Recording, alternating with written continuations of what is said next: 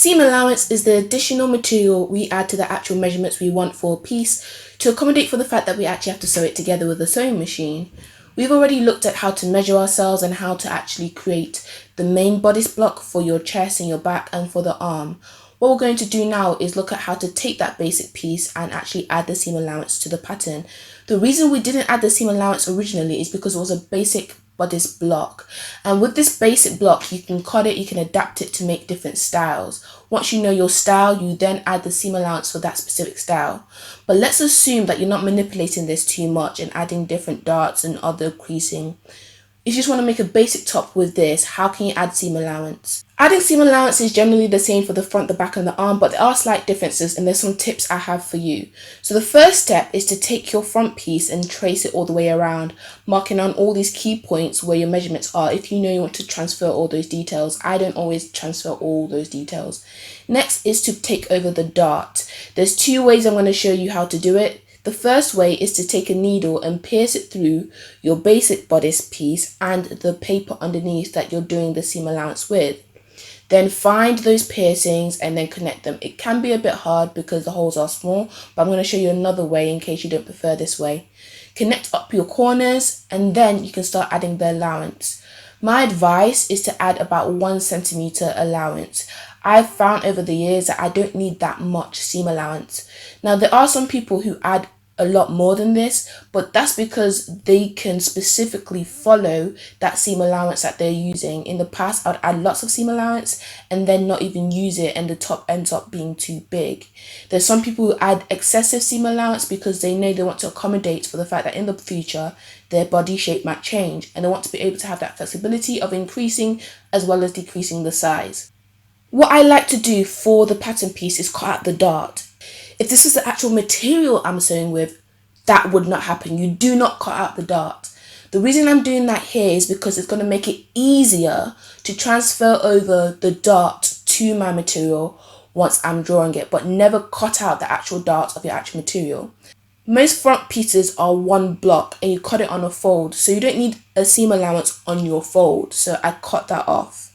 I taped back the cut I put in to allow me to create the dart hole, and now it's onto the back. So here's the second way you can transfer over the dart.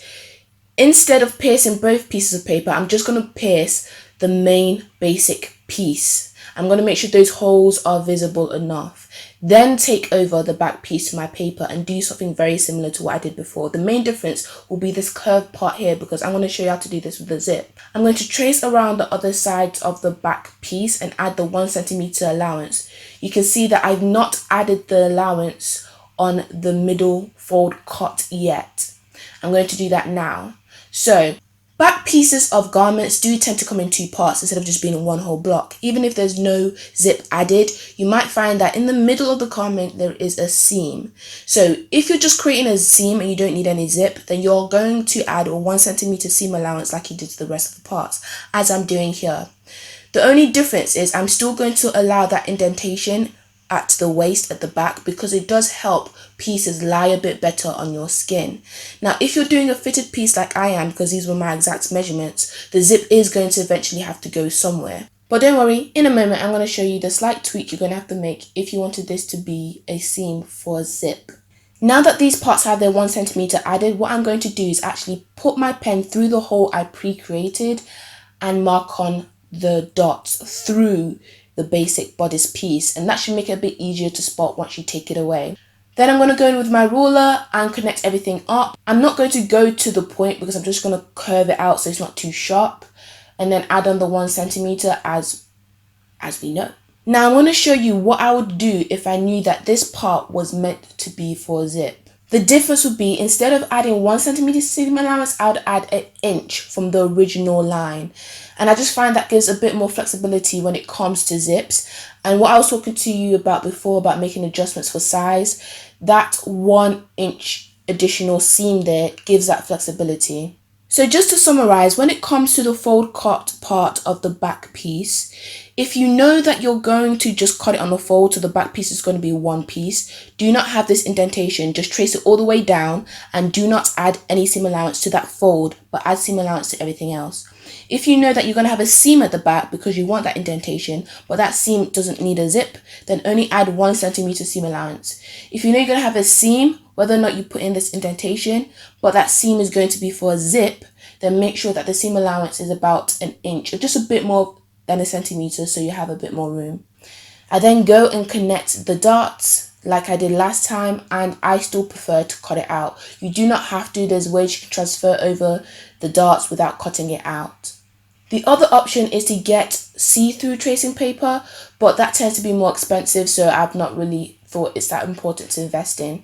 Now, because I'm going to be using this piece to create different things, tops, dresses, it's going to be used quite a lot, so I like to strengthen it by adding tape to the corners of the darts so they don't wear out. Adding seam allowance for your arm is the same. Trace it around, add a centimeter. At the wrist, I do like to extend it a bit more to about 1.5 inches. I prefer my sleeves to end a bit further down than at my wrist. So in the next video, I'm going to show you how to create the actual top using your pattern piece. I hope you enjoyed that. If you did, let me know, like, comment. There are more details in the description box of all these videos, so do check them out. There's also more details on CreatedIAm.com. But of course, more importantly, I would love for you to remember that you are wonderfully created.